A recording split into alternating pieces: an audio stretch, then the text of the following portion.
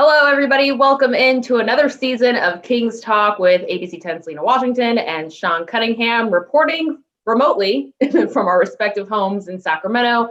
We are 3 games into the first half of the 72 game schedule. The Kings are now 2-1 after suffering their first loss last night to the Suns on the second night of a back-to-back. 116-100 was the final there. But Sean, it's easy to say that a lot of people, maybe ourselves included, probably expected this Kings team to go 0-3 at this point. But here we are, 2-1 with another game coming up against the Denver Nuggets, who will be looking for revenge at Golden One Center. Your first impressions from this team in this small sample size of games? Yeah, I mean, people should be thrilled. I think, we mentioned on the air last night, Kings fans, when they see their team have any little bit of success, they tend to overreact. And that's understandable when you're a franchise that hasn't made the playoffs in 15 years. What is 14 years? 14 going on 15. We'll see. Good gracious. Yeah. So when you start off 2-0 for the first time since the 03-04 season, I mean, that people are going to overreact and celebrate like, oh, this team's turned a corner. But I like to remind people that it's, I don't like to be just the bearer of bad news, but I'm just more of the realist that this team could very much be 0-3. I mean, if you they're not, and that's the good thing. I mean, they're 2-1. But look, the Cleveland Cavaliers right now are 3-0. So anyone expecting them to make the playoffs, even in the East? I don't. So feel good about the team, feel good about things that are happening on there, but know that, there were some calls that definitely went the Kings' way in Denver. Luke Walton wasn't necessarily celebrating that as a victory necessarily after the game. He definitely will take it. No one's going to feel sorry for anybody, but they're definitely going to take it. I expected them to split with Phoenix. I think that's really tough, as we talked about, having to play the same team in back-to-back nights. Granted, they were on your home floor, but there's no home court advantage. I think anytime where you're playing a series like that, it's going to be difficult. So I think it's still too small of a sample size. There's certainly things we can get into that I was encouraged by, and I'm sure you are too. But I want to start right there, which is I think that, people looking at the 2-1 record, being happy, being excited. Look, we're in a pandemic right now. You should be excited. Even if you're 0-3, basketball's back, be excited. So I think there's plenty to be excited about. But yeah, we're seeing some things that we like, some things that we don't like. But I think first and foremost, the thing that sticks out to me is the effort on both ends of the floor. I think that's the most smallest thing you can expect from a team this early into even an unpredictable season. Just to show that effort on both ends of the floor, I think is encouraging.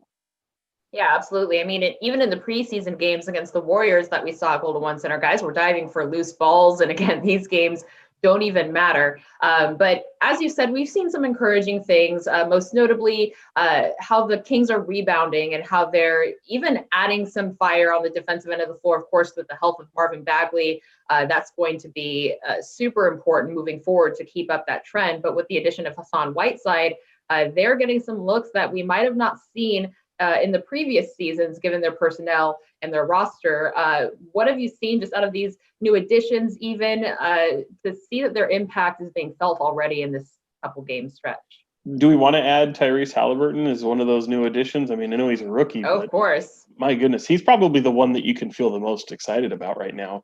A guy who comes in who had no summer league, no real training camp, really didn't even have a college tournament. College was truncated, was called off because of the coronavirus. So to see him step on the floor, look like he belongs, looks like it doesn't look like. And I'll use Bagley as an example because even right now Bagley's still trying to find his way again. But you can kind of see Marvin having that antsiness to him. He's so energetic. He wants to do everything.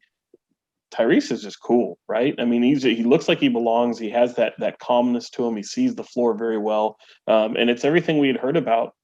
His biggest attribute being that court vision and getting people involved. And I think his only turnover through 3 games is a travel, and it wasn't even like a bad travel. So he was trying to make a play, and so he's got like 15 assists through 3 games and only 1 turnover. That's pretty good. So yeah, just to see a guy like that, and that's not to say he's not going to struggle. I think I'm super encouraged by him.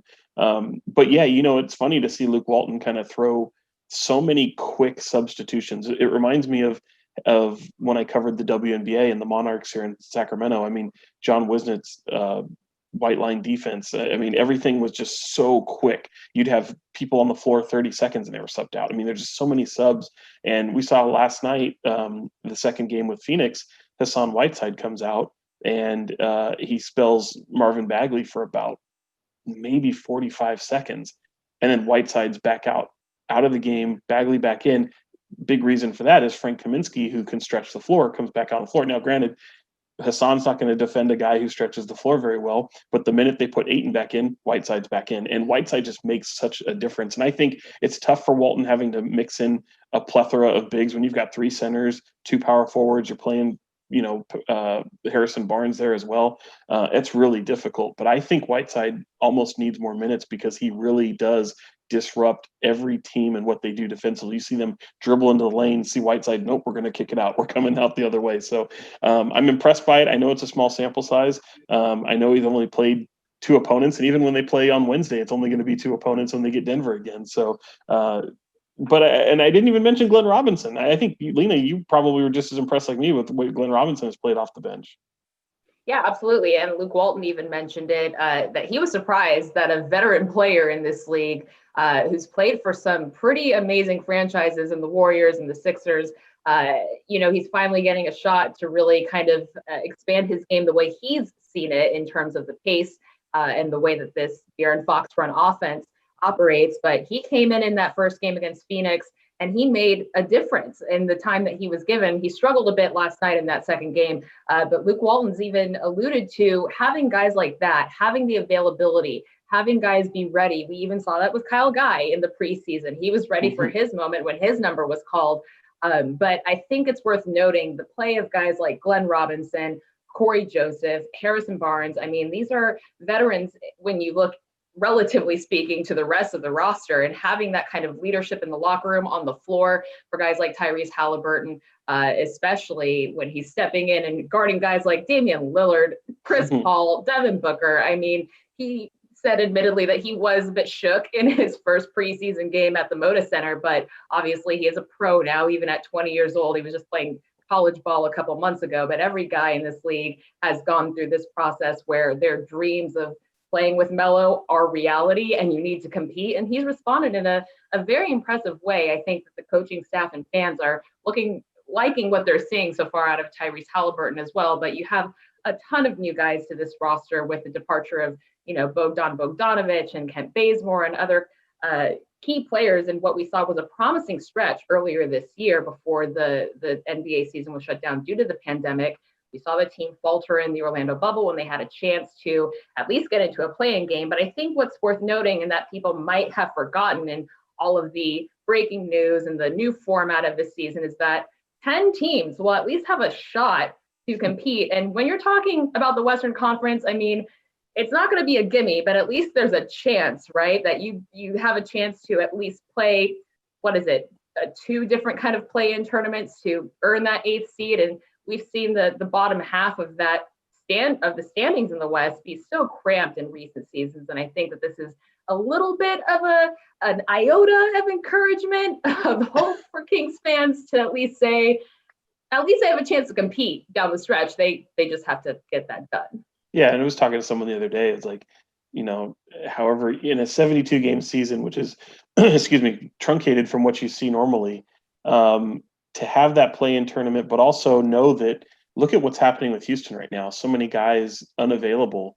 They'll be back on the floor, it seems likely, when the Kings play them later this week, and they get 2 games with them with a day off in between. But they've had their own drama, and then it's like, okay, well, we've got guys who are in quarantine. So how does that disrupt? I mean, you're talking about a week, upwards of more, maybe even over that, depending upon if all goes right, where a small little outbreak can really cripple a team. And how do they manage that? And that could, a team, maybe not like the Lakers or those teams that are going to be, up towards the top upper echelon of the Western Conference. But what about the Utah Jazz? What about the Dallas Mavericks, perhaps, maybe your Phoenix Suns, guys that were teams that were in that mix. If all of a sudden they get a setback like that of upwards of 2 weeks where there's without, I mean, it's almost like an injury at that point, but at least with an injury, how minutes are going to be. Okay, we don't have this guy. This is what we're going to do. sometimes you don't know who the hell you're going to have available to you. If you have to get guys that are gone for any stretch of time, what's that do to practice times? So I think much like the Orlando bubble, the team, as we've heard so many coaches say, the teams that can really manage themselves the right way and be responsible and not be like Dwayne Haskins out here in the NFL or James Harden for that matter in Houston, and being irresponsible with their time and going out and gathering and putting themselves and their teams at risk. I think those teams that do it the right way are going to be at the most success. And I was just kind of using the Cleveland Cavaliers as an example, but why not them, right? I mean, Marvin Bagley even said it the other day. They're 2-0. He says, why not us? I mean, they could be just, they feel that they're a great team. They feel if they can manage things the right way and compete hard, and they've shown improvement, that, they can win some games. I think you probably will see a team or two in both conferences that you didn't expect in normal times to possibly punch their way in to the playoffs. Maybe that is, like you said, through a play-in tournament, but maybe it's just the way that they kind of go about business. Maybe we only know what one half of the schedule looks like. We don't know what the second half looks like. So it could get really interesting. I think it's wide open right now. Yeah, I'm certainly intrigued by a lot of the movement we've seen in the league. And as you mentioned, it's going to be up to these players and mostly an honor system that they do what the NBA, what their coaching staff, what the front office is asking of them to make sure that they stay healthy, that they keep their teammates and their families healthy, to in turn deliver a season that's worth playing. I mean, we saw Tara Lawson, former Monarch, now coach of the Duke women's team. They stopped the season because they've had 2 weeks alone in the early stages of this season to make it happen, where they haven't been able to play. So that's something that should be worth monitoring. And it's also worth noting that we do know that Buddy Hield and Marvin Bagley are among the two current Kings players who have tested positive for COVID-19 in the recent months. Buddy was before the Orlando bubble in July. Marvin Bagley told us he was dealing with that or recovering from that as training camp began. And Jabari Parker as well dealt with a bout of COVID. And then we heard, of course, the early story from the bubble heard around the world, which was Richaun Holmes not violating COVID protocols in a way that endangered him or his team, but he just did something he wasn't supposed to and violated a rule, crossing a line on the premises of Walt Disney World to get some hot wings or whatever kind of wings they were. Hopefully good ones.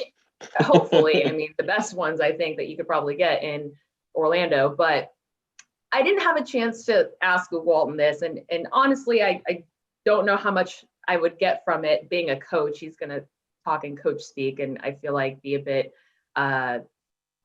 guarded in his response. But I'm really curious what the overall confidence level is that all of these guys are going to be doing what they're being asked to do. It's a challenge, to follow the rules in a pandemic that we've all been living through for the last 9 months. I mean, I don't know exactly what their parameters are in terms of socializing or being in groups or being indoors, if that varies from team to team, if it varies in your market, given the cases in your respective county, state, whatever.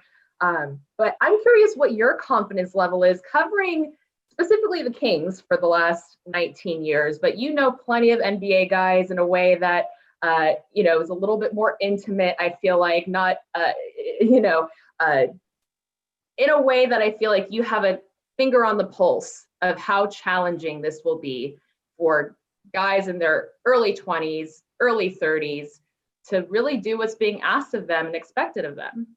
Yeah, it's not going to be high. I don't have the high confidence, but I feel like as a team, teams will do the right thing. I look, like you mentioned, it's the protocols. I mean, it's not necessarily guy test positive and he's gone for 2 weeks, but it can disrupt even if he just happened to be around and all of a sudden he has to produce the negative test. But yeah, Luke Walton knows and the coaching staff knows, and we've heard them kind of say, hey, it is what it is. You can't be around these guys 24/7 to watch what they're doing. You just have to hope that with the protocols in place, that if somebody happens to get it, and he even mentioned, he says, just because you get it doesn't necessarily mean, or even around somebody that had it to where it doesn't mean you were irresponsible. Sometimes it can just be something as a simple mess up or something where, just somebody else in your household, did something or went to the store or whatever. So I think they're just going to try to do it as best they can. I think the most encouraging sign is look, the league is taking this very seriously. You can see that every week that the Players Association and the league, they announce how many tests have happened over the course of a specific week, and then conversely, how many positive, excuse me, as I lose my voice, how many positive tests that they've had. And I think over the past week or so, they've had 2, which is a very good sign. That doesn't necessarily mean stuff like what's happening in Houston, where you have guys that are in quarantine and protocol that they've necessarily tested. So they still have to produce negative tests, and, they do the contact tracing and all that thing, all of that. So once they get through it, I think that's a good thing. But yeah, you can't be around these guys all the time. They're not your parents. You travel together, you meet together, you're quarantined together, you go through your daily testing, and you play together. But these guys have lives and families too, and just like anybody else. So yeah, it's not high. I think every team is going to be affected by it. Be it the protocols or the virus, in one way or the other. It's just all amount of how they are able to really police themselves and use that honor system. And as long as they're testing negative, I think things will be fine. Yeah, I think that's a pretty succinct way to put it. I also forgot Harrison Barnes also tested positive for the Orlando bubble. So the seriousness of this virus and the careful way that the NBA is handling playing a season in these home arenas, save Toronto, of course. They're in Tampa because they're in another country. The Tampa Raptors. Tampa Raptors. I think that has a ring to it. I moved the G League team over there.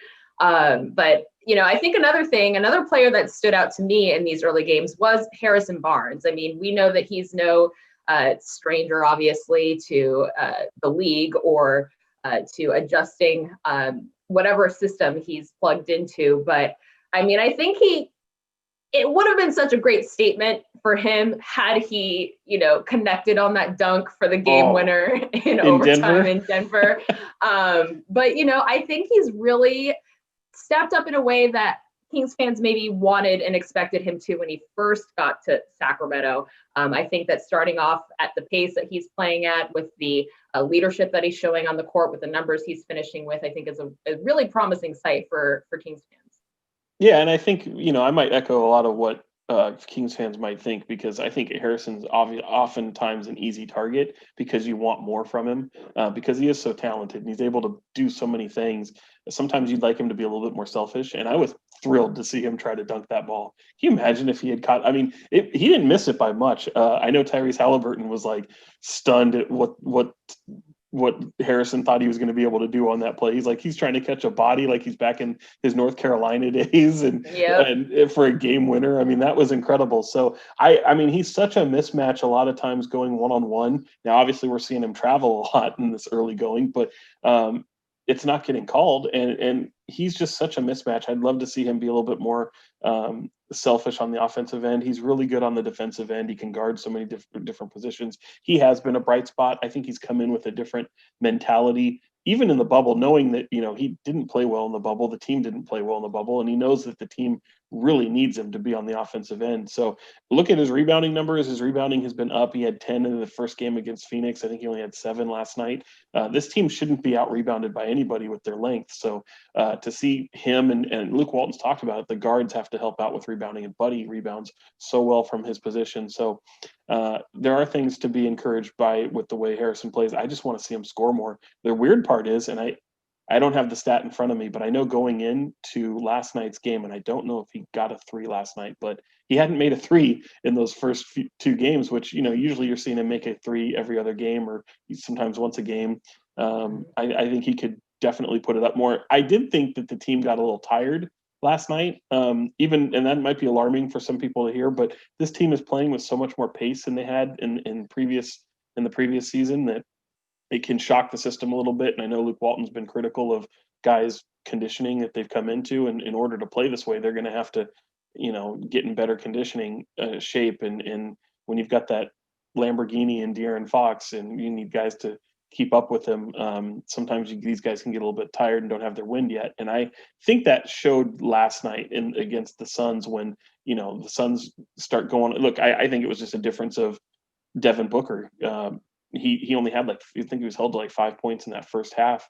Only shot the ball a couple times or a few times, but in the second half he just came alive. And with De'Aaron Fox in foul trouble, and they go on those 2 runs, I just didn't think the Kings had any gas. And then they start relying on threes, as we've seen. They get into a hero mode, so they couldn't withstand those 2 runs. And I think that was the biggest thing. And it was tough. But it is odd to see a team this early on run into a wall like that.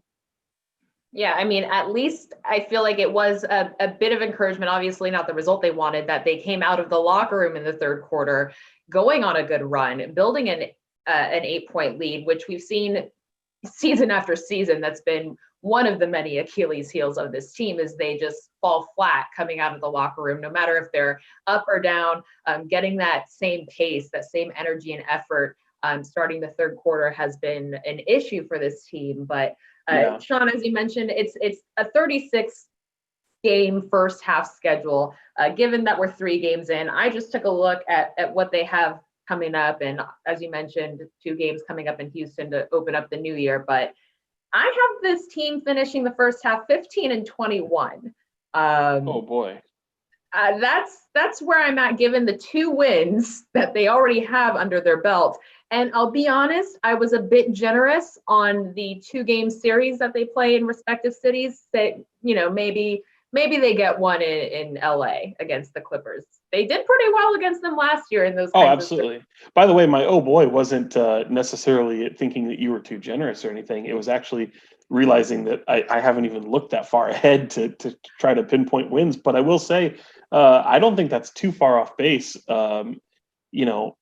I mean, that's 6 games under 500. So hopefully I think that you're definitely kind of hedging it there a little bit. I think that would be about where if they can't be 6 games under 500 going into the second half of the season, we have no business talking about the playoffs.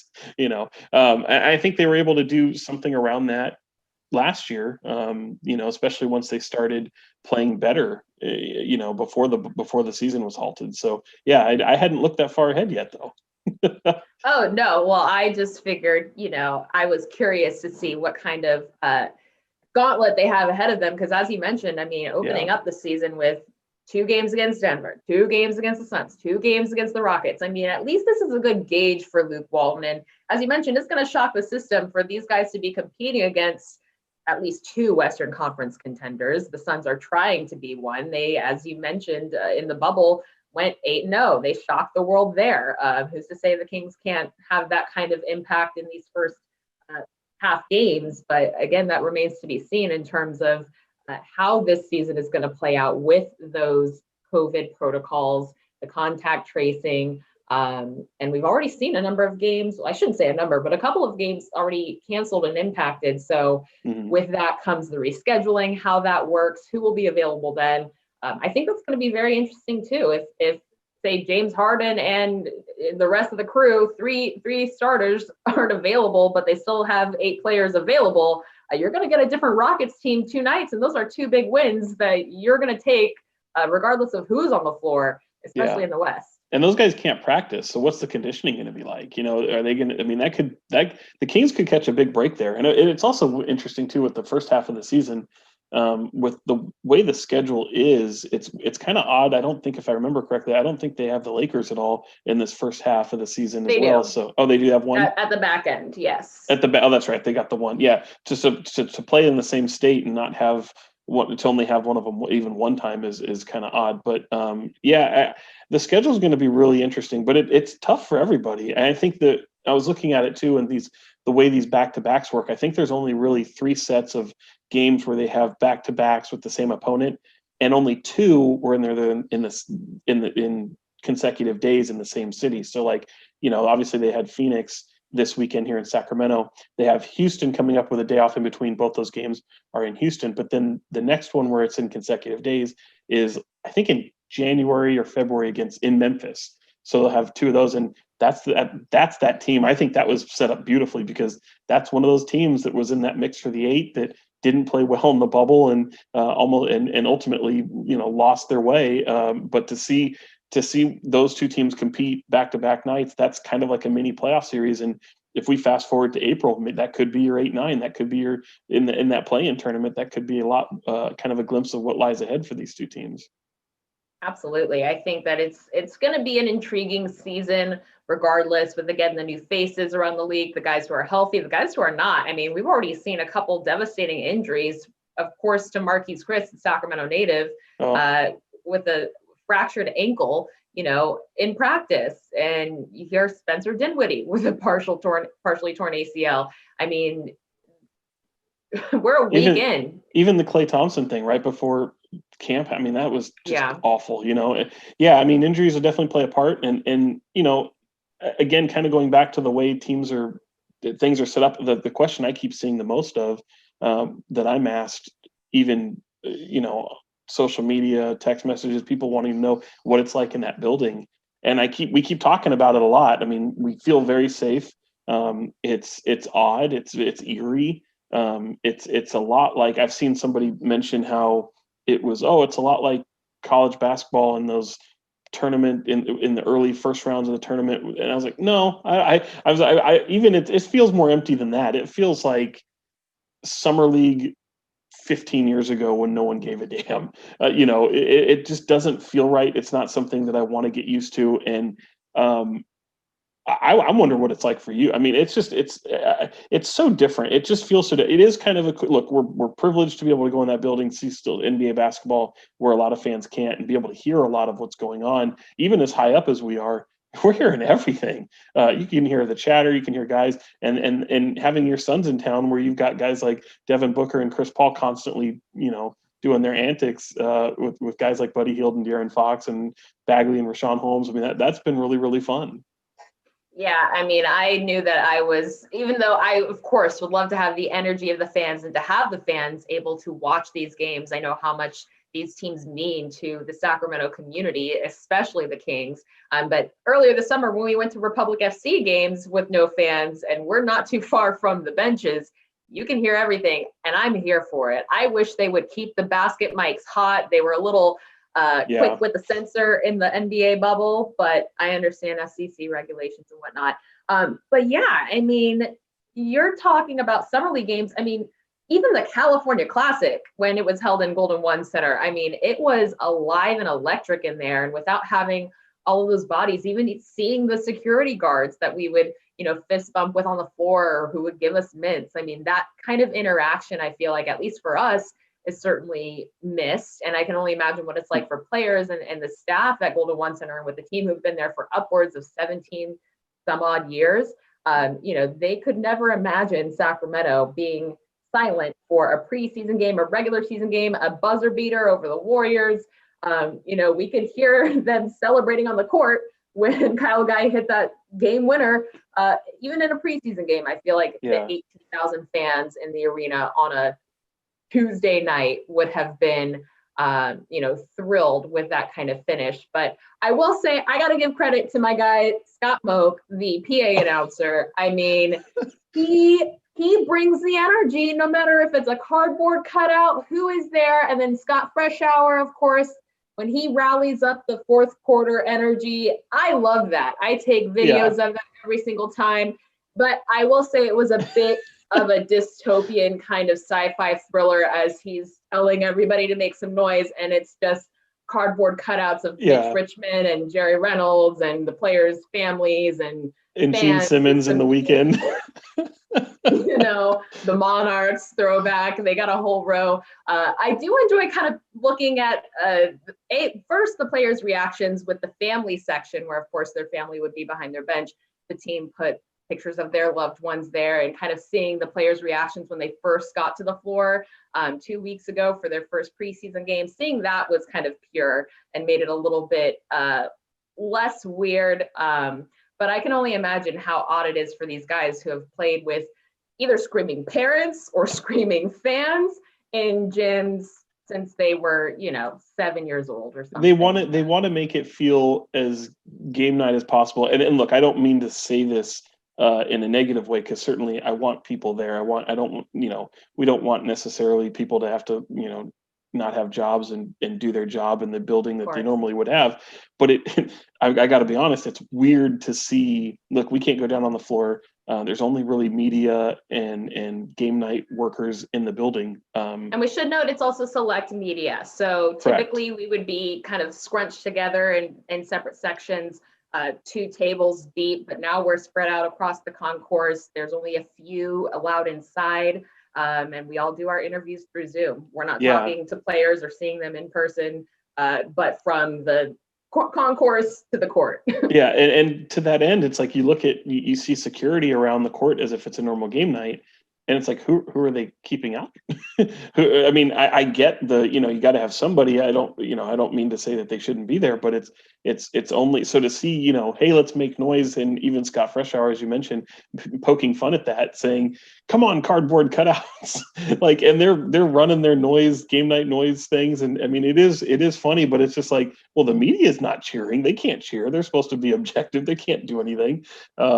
It's just so odd. It's like, come on, let me hear you, and it's crickets. Like, it's just so it's strange. And then you'll see these it's just a very odd feeling, and I don't know that it translates to television, and I think that's a good thing, because when you're watching on TV, you really, with the piped in noise, you can't really tell that it's not a packed house in there, and that it isn't business as usual. So it is working from that standpoint, but yeah, when you're in there, it just feels so hollow and so weird and contrite. And I don't mean that to sound bad. And that's one of the reasons why I say I never want to get used to it, because if we're doing this for 2 or 3 years, the fun has just been sucked out of it, and it's unfortunate. I get it. I'm not complaining. I don't want people to think, oh, poor you media people, but I feel bad for the people that get to come in this building and work and watch basketball and pay their hard-earned money to be able to enjoy this with family and friends and coworkers. And it's odd. It's just an odd feeling, and I'm asked so much about it, and I just want to make sure that we convey it's very, very strange. And I just want to make sure I convey that Kugler is about to step on my laptop. Here comes the cat. Here he comes. He put his paw on the laptop, the keyboard, and now he's just sitting on the table. He's ready for his FaceTime. Come say hi. I mean, I think, yes, on TV, the piped in noise and obviously not panning to the lower bowl of fans and whatnot, that makes watching it at home a little bit more comfortable. It honestly feels comfortable with the piped in noise in the arena, but when you see shots like the one Kyle Guy made, or you get a Rashawn Holmes dunk for an and one, and there's no one there to react, there's no reaction whatsoever, but from the bench, that's when it really hit me that it's like, this is not the same. This is different. And it's very uncomfortable. But I'm sure for Luke Walton and his guys playing in the bubble, and some of them, even Nemanja said, like, I've played in front of empty arenas before. So back in Serbia or wherever he's played outside of the States, it's not necessarily uncommon, but of course, this is my 4th season covering Kings basketball, but no matter if it's Vince Carter, Luke Walton, Tyrese Haliburton, like, they know that Sacramento goes hard for their team, and the sound, and if it was Arco, Sleep Train, Golden One, the fan energy is renowned really around the league. You might not have a winning team, but the fact that you guys show up and make noise and ring those cowbells every single game, that's what Sacramento is about. And the players have fun with it. And I thought it was so funny. I think it was the preseason game where Hassan Whiteside almost had an and one. He was going for him, and he missed the free throw. But I was pointing to Vince Carter in the crowd, and there's a cardboard cutout of Vince Carter, and he was so amused by it. He's like, "I did that for you, Vince Carter." And Hassan's obviously a different guy anyway, and he amuses me to no end. But the guys are having fun with it for sure. And that was one of I remember I mentioned the Gene Simmons and Weekend cutout, and it's, Harrison Barnes cutout sitting in between Gene Simmons and the Weekend and Tom Petty. I mean, that was, people that have performed at Golden One Center. Yeah. Yeah. Those are his guys. We know that he hangs out with these rock stars, when they come through Ames or wherever. I think I would do that though. I really do. Like, I think, obviously being in the media, I wouldn't, but if not that I would put myself, but if I knew a diehard fan who, could have his or her presence in the arena for every single game for, I think it was down to $30 at one point for the holidays. I know the Giants in baseball and the A's were doing it for more than that. So I think it's a really clever idea. It's fun to see. I know it's kind of tired at this point because we're almost 10 months into a pandemic and we've kind of seen this for a while. But yeah, the NBA now doing it in their home markets, good for them. I think it's great. And it does add to a cool visual when you look at that bowl and rather than just seeing empty black seats.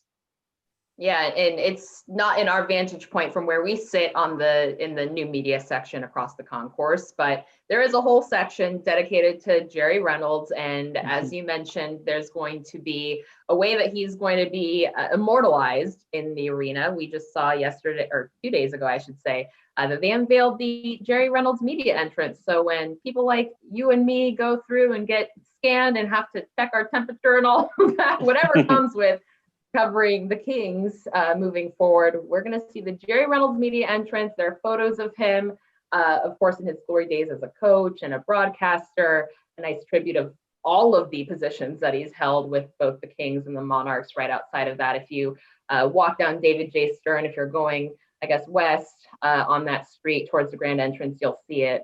But you know, this is your guy. You've known Jerry for a long time, Sean. What did this mean for you and you think the fans here in Sacramento? Oh, for me, I mean, I think the world of not only him but Gary Gerald as well. And you know, I've wanted something like this to honor those guys while they're here. So to me, you know, the cynical side is all finally, you know, finally they do something. I mean, Jerry wore every hat in the organization outside of being a mascot or a player. And you know, with all due respect to Slamson, he was a mascot. I mean, this guy connected with the fans so much, and to see him. Now, I've always said he's a thread in the fabric of this organization, and to see Jerry Reynolds now, you know, on the building and in the building, immortalized there, I think is perfect. Gary Gerald should be next. I want to celebrate while these people are still here. Look, this is the first year Jerry won't be a part of it in some way. He was for the most part retired last year. I know he was did his analyst work pre and post game with some games last year, but that was kind of the first step. And now that he won't be doing those in any form or fashion, we're going to miss him. So I would like to see them do it while people are still in the building. I think one of the best things ever is Al McCoy, who does your Phoenix Suns, and they've already retired his microphone and he still does the game. So, or he did last year. I forget if he's doing it this year. I believe he is. Even remotely, but you know, do something like that. Retire G-Man's microphone. Let's name the media room after him. Let's whatever it is. Maybe there's a broadcast booth. The arena's big enough; they can do it. It needs more, I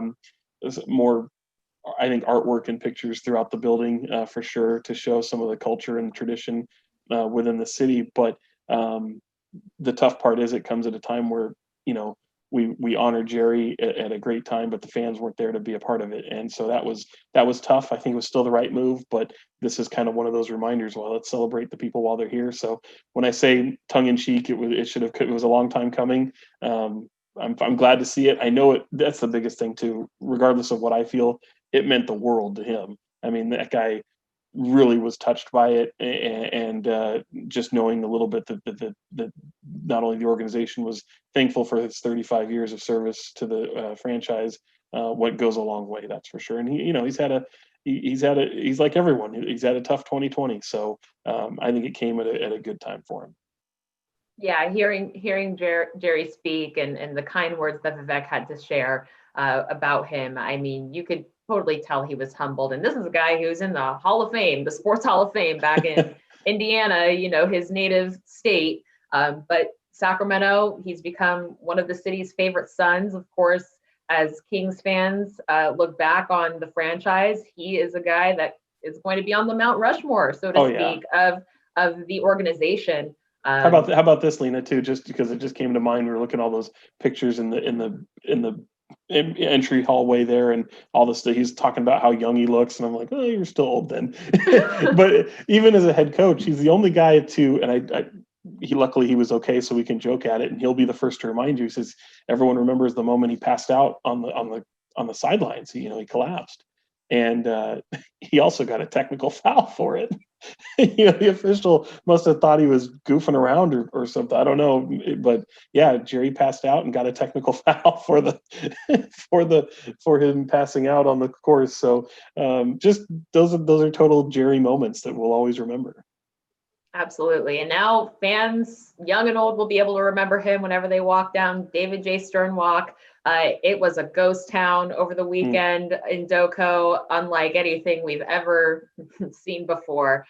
We certainly hope that with the vaccine, that there's some new promise, and hopefully we'll be able to corral this coronavirus so we can have fans back inside to enjoy some Kings basketball. 36 seasons now in Sacramento, and let's see if they can make it end a 14-year playoff drought. Sean, do you think it'll happen? What's your wild prediction for this season? We're not even through the first half, but we'll just put it out there, put it on wax. No, I know I don't think it'll happen, but I'm the realist, and that's why I always say is it's been so long that I still haven't seen enough to get there yet. So I hate to be the pessimist, but it doesn't mean would I be pleasantly surprised? Absolutely. I just don't see it, but that doesn't mean they can't enjoy some fun times in Sacramento with this team and hopefully see a bright future. But do you? I don't. I don't. I think they'll sneak into a play-in spot. I would just love to see the narrative change. Again, 4 seasons of this. I can only imagine what it's been like for the last 19 of the hope and disappointment cycle. Every season. If they do sneak into one of those play-in scenarios, well, shoot, that's playoffs to me. I know it won't be considered playoffs, but baby steps, right? That's the first in a long line of things that they need to check off this list. So I think if you told fans right now that you're guaranteed a play-in spot, I think they'd take it. Well, they kind of have to, because that's, again, as you mentioned, as close as they've been in almost 2 decades. Right. But I think, what I would consider a success this year, and some people have already been in my DMs giving me numbers that I already know. But I would love to see De'Aaron Fox make it to an all-star roster. We've heard 2 of his teammates already say he's playing at that level, or at least practicing at that level. His shot percentage does not really lend itself to compete with some of the guys that we've seen are perennial all-stars in the West. But I think for this franchise to have a guy make an all-star team for the first time since Boogie, would be tremendous. It'd be huge. Unfortunately, he plays the hardest position to make it in the all-star, especially in the West. So I think just put up the numbers. Hopefully, if you put up the numbers, the winning will come and then the recognition will come. But I still think he's probably a year, maybe 2 from doing that. But definitely, I really didn't think he'd be a 20+ point scorer at any point in these first few years. So to me, this is a really positive sign. His shot has improved. His free throws are definitely improved. He's getting to the free throw line. It's coming at a great time. Could he be just be in the conversation? I think that would be more than anything. And to that point, even though we won't have the traditional All-Star weekend, look, Adam Silver just recently didn't rule out the fact that there won't be a game. That they might still try to actually have an all-star game. It won't be in the city it was supposed to be. They're still trying to figure that out, but there's a chance it could happen. Look, I'd be surprised if it does, but how fun would that be? Even during the pandemic, if the Kings were able to get somebody in the all-star game and he's in the discussion for it, maybe he's an injury replacement for somebody who can't go. All those possibilities exist, and I think that until they say that there's not going to be a game, let's keep our fingers crossed and see if he can do it. Yeah, I think in seasons past, I think you've been on the record saying Marvin Bagley would have the more likely shot if we're looking at this roster. Yeah, and just double doubles. The guy's a walking double double. Unfortunately, he didn't play last year because of injury, only 13 games. So let's see. It's probably still even for him a few years down the road. But he's only 22, something like that, 20, 21. These guys are so incredibly young. So it'll be fun to see where they can go. But I think if I had to pick and choose, I would have thought that Bagley would be more in line just by virtue of being a big man in the West. Well, we certainly hope that Marvin can stay healthy through this season. He's been robbed of the full growth and development opportunity in his first 2 seasons. And then obviously that early departure from the bubble. But so far, he's looking good. As you mentioned, he's energetic. He's happy to be out there starting alongside guys like De'Aaron Fox and Rashawn Holmes, Harrison Barnes, and Buddy Hield. But we are certainly looking forward to seeing what Luke Walton can do in his second season here in Sacramento. He's got some new additions on his staff, obviously with the addition of Monty McNair in the front office. It's going to be a lot of storylines to keep track of from the inside out with this Kings team. And we're going to be here to keep track of it all for you, break it all down, and make some wild predictions. Let us know what you guys think is ahead for the Kings in this season.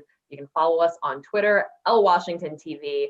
Sean Cunningham. Catch us every Sunday night on Twitter Sports Extra on ABC10 at 11:35. And we'll see you back here next time for more Kings Talk.